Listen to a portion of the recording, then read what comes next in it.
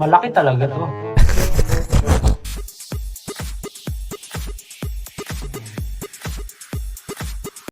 SB19 Josh, hindi napigilan mapa-dirty mind sa mga funny words banat na malaki talaga to ni Stel.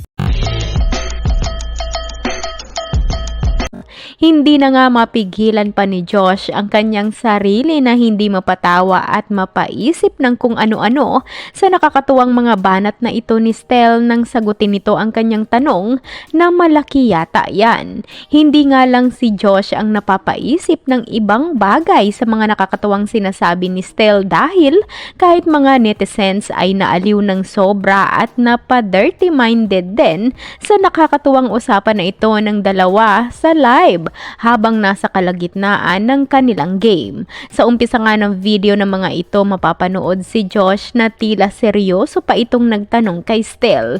Agad naman sinagot at proud na sinabi ni Stel na malaki talaga to. Diba nakita mo na to kung gaano kalaki? Nakita mo na nga to, nagtataka ka pa. Tagal-tagal mo nang nilalaro to eh. Kaya naman halos at tuloy-tuloy na lang sa pagtawa si Josh sa mga nakakatuwang banat ng kanyang makulit na kaibigan na ito.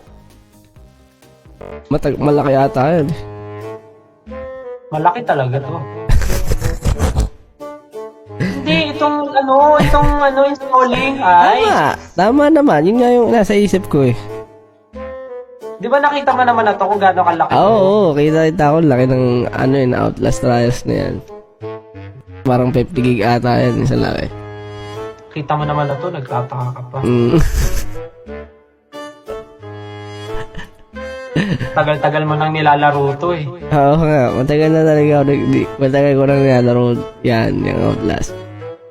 Di ba? Mm. Tagal mo nang nilalaro na ito. Oo.